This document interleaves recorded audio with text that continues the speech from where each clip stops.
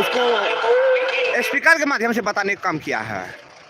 क्या था वो, क्या समझे, नहीं समझ पाए? पूर्व का जो जैसे उनके विपक्षी पार्टी का जो पूर्व का कार्यकाल था, वादा था, उस बात को स्पीकर में तेजस्वी जी के माध्यम से सुनाने का काम किया गया आज, जिसका वीडियो भी बहुत जगह आया है। जैसा कि वीरनगर मिसरिया में भी आज वो एक स्पीकर लेकर के उसका रिकॉर्डिंग, पहले का रिकॉर्डेड भाषण को सुनाए हैं मोदी जी का, नीतीश जी का।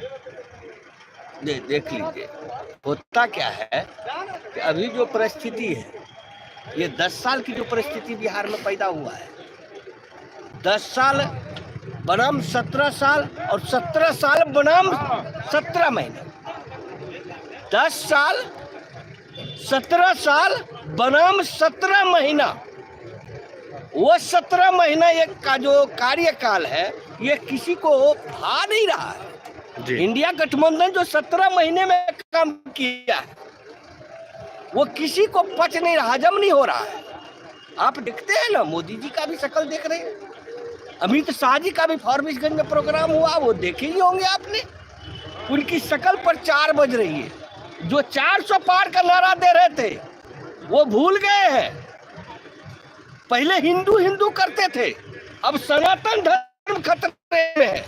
पहले हिंदू खतरे में था, अब सनातन धर्म खतरे में है। अरे भैया, कोई खतरा में नहीं है। अब किसको खतरा बता रहे हैं? देश खतरा में है। ये इंडिया गठबंधन चैलेंज करता है कि हमारा देश खतरा में है, हमारा देश का नौजवान खतरा में है, हमारे देश की महिला खतरा में है, हमारे देश की शिक्षा खतरा में है, हमारे देश का स्वास्थ्य खतरा में है, हमारे देश का इकोनॉमी खतरा में है।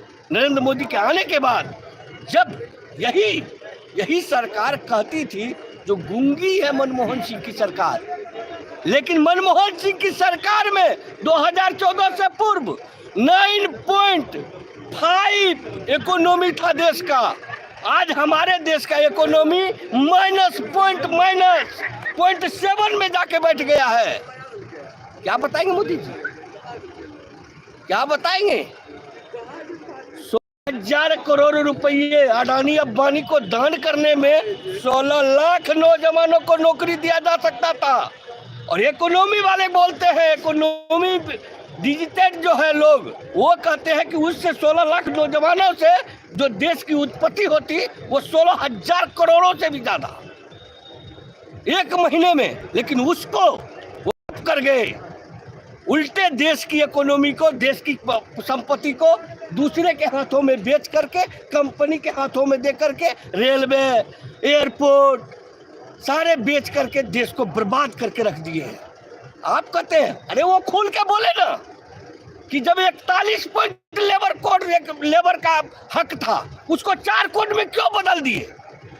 अगर उनमें पावर है, वो गरीबों का मसीहा है, तो मनरेगा में 33% क्यों घटा दिए? अगर गरीब का हकदार है, गरीब का इच्छा, गरीब के प्रति उसके स्नेह है, प्यार है, तो वो क्यों नहीं? हम लोगों ने तो सब दिन से मांगते आए हैं कि 200 दिन काम और 500 रुपया मजदूरी करो। क्यों नहीं किए वो? अगर उनको गरीब से 80% देश का नौजवान, देश में गरीबी है, वही उन्हीं के मुंह से सुनते हैं हम कि 80 करोड़ लोगों को मैं राशन खिला रहा हूं, और फिर वही कहते हैं कि 36 करोड़ लोग जो है गरीबी रेखा से बाहर निकल गए। ये क्या भाई, ये क्या है? आप बताइए हमको कि 80 करोड़ का आप राशन खिला रहे हैं और 36 करोड़ लोग गरीबी रेखा से बाहर निकल गए। ये क्या है? 2 बात आप बोल रहे हैं, ये जुमला नहीं चलेगा। ये आर पार की लड़ाई है। और आपने कहा था संविधान बदलेंगे हम, ये कदापि नहीं होने देगा। हिंदुस्तान की नौजवान, महिला, छात्र, बुद्धिजीवी बैठे हुए हिंदुस्तान में, इसलिए उसका जवाब है ये। और कल की रैली खास करके उसका मुंह तोड़ जवाब है नीतीश कुमार जी का, पलटू चाचा जी का। आपने जो पलटने का काम किया है, नौजवानों के पैर पर कुल्हाड़ी चलाने का काम किया है, उसका जवाब है रानीगंज।